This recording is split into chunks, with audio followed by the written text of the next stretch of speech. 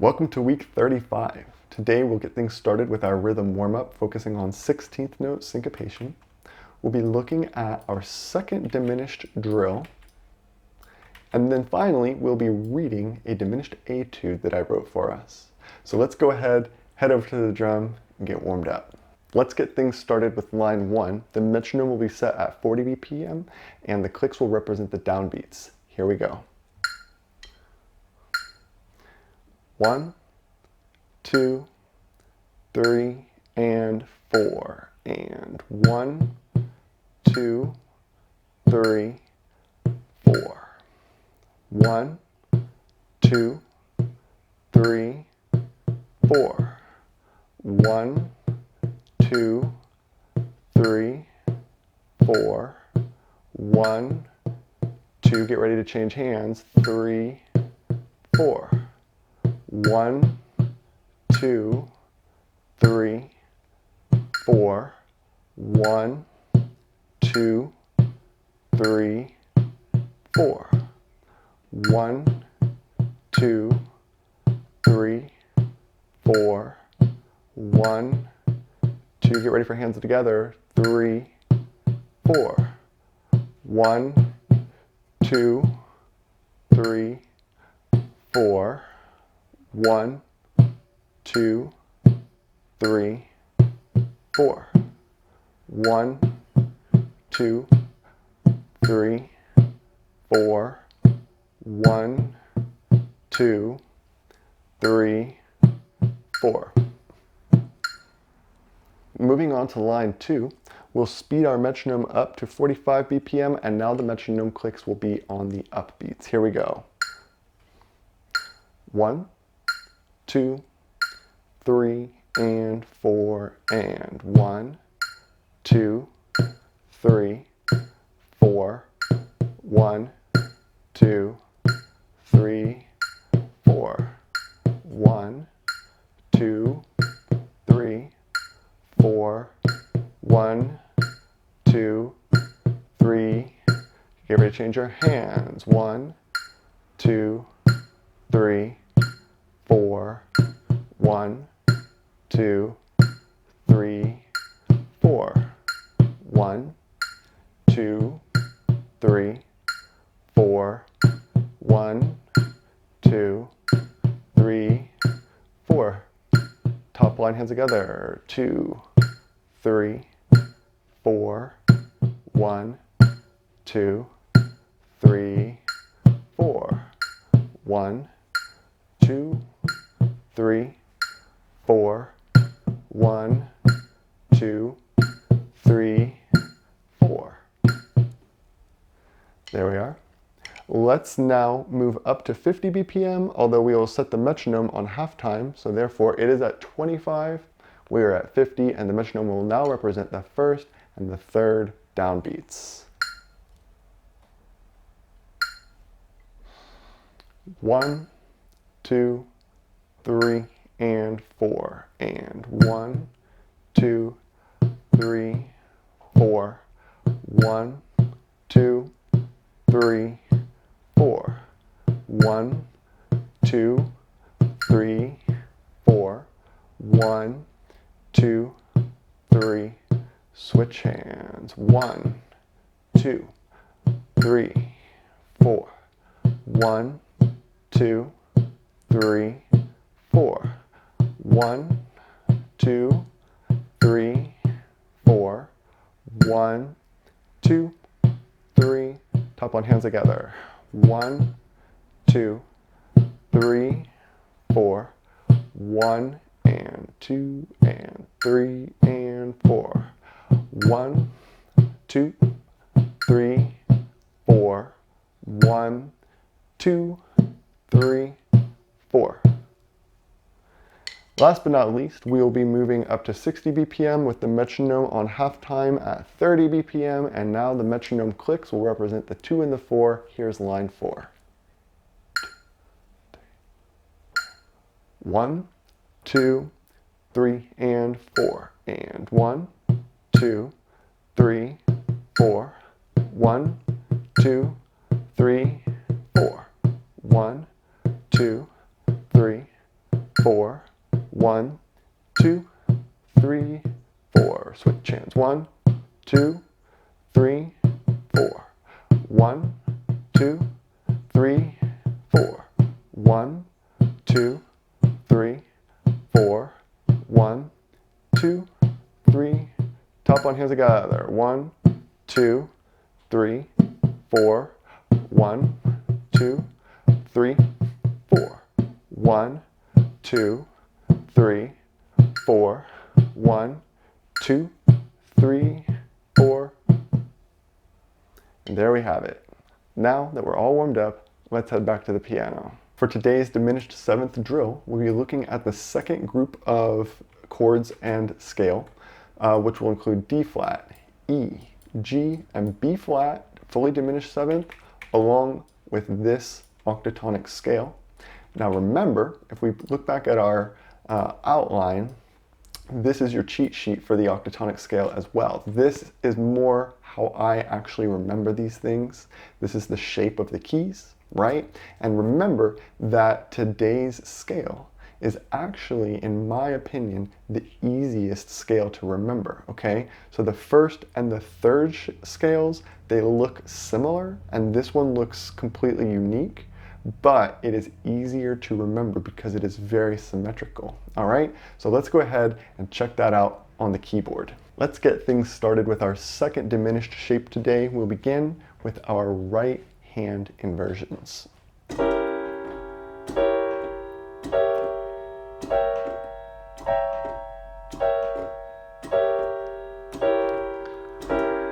Let's take a look at our left hand inversions.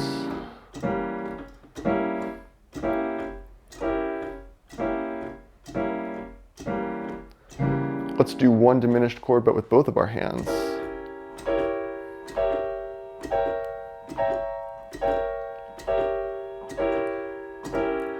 And now, let's start the octatonic scale and the chord both from D flat. Here we go.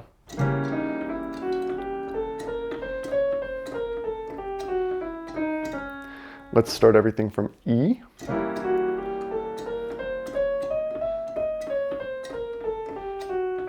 Let's move up to G.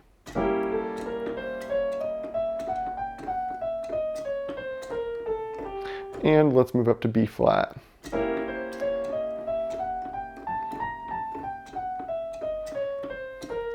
Let's try that with our left hand. So we'll start out with D flat.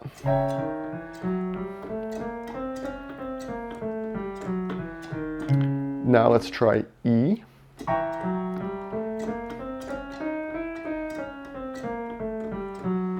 Let's move up to G.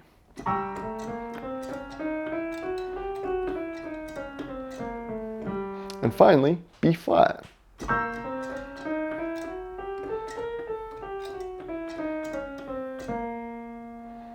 For today's diminished 7th etude, I created a piece called Damsel in Distress.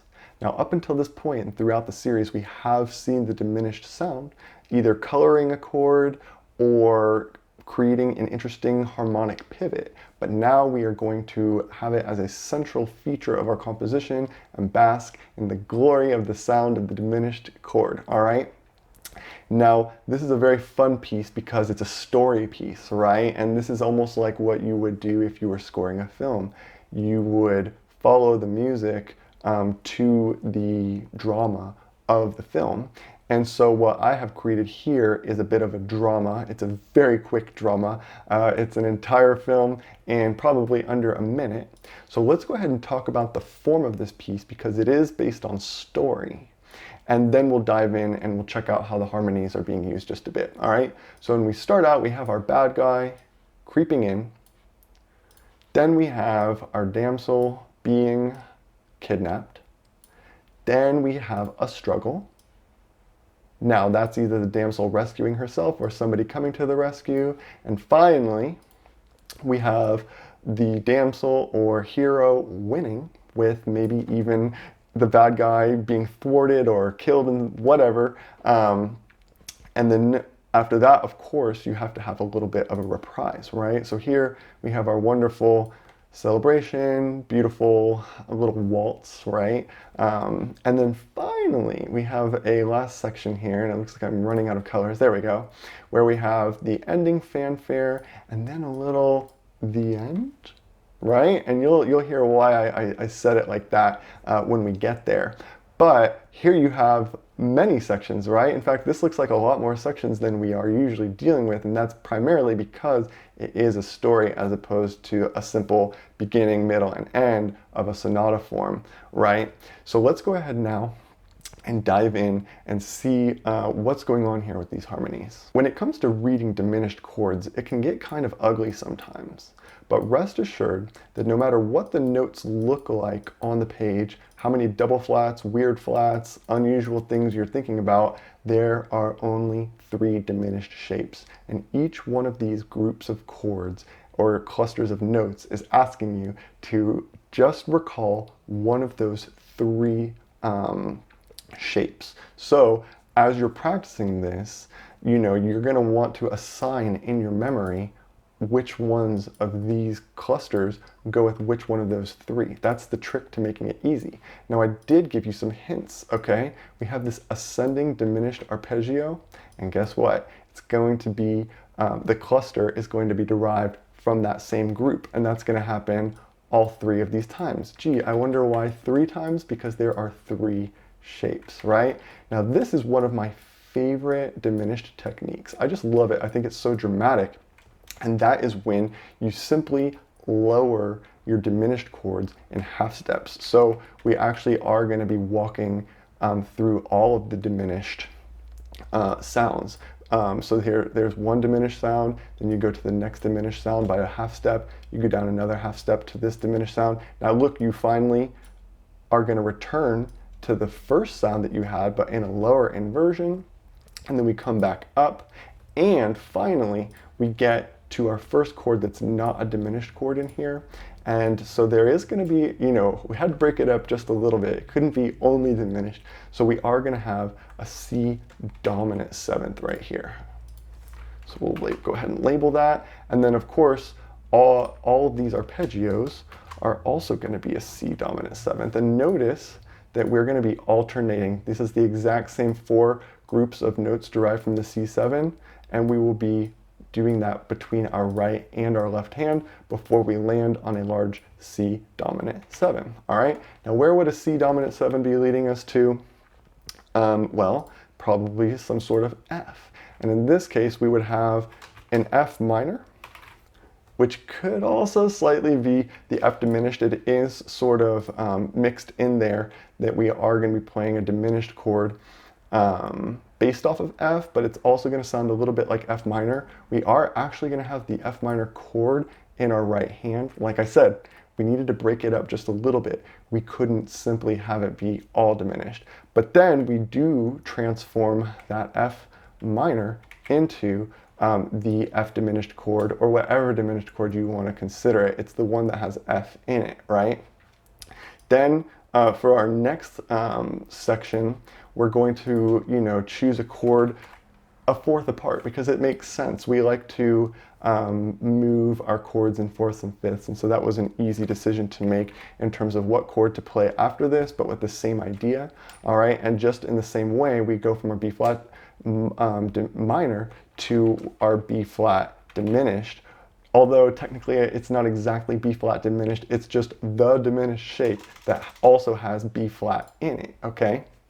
From there, we're going to continue our diminished shapes. We have the diminished shape that starts on C.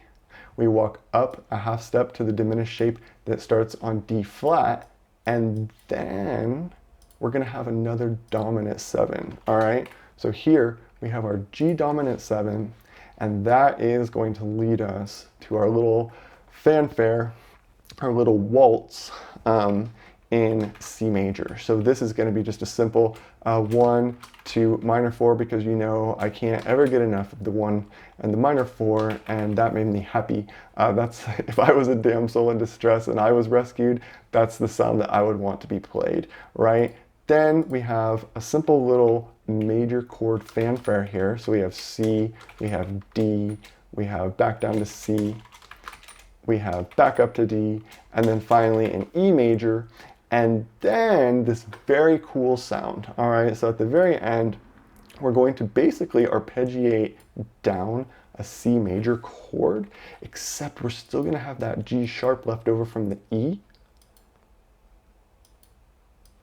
And so what that creates is a cool sound that we haven't gone over yet, but it's a very simple concept. It's actually called the C augmented, all right, which was also written as C plus, all right. The C augmented, the augmented sound is simply when you have a do, mi, and a sharp 5, a so that has been raised up by a half step, all right? It's a very cool sound, and you'll see how it sort of gives us the end, but with a question mark on it, yeah? So anyways, that is this piece with our form and our harmonies. Let's go ahead and check this out on the keyboard.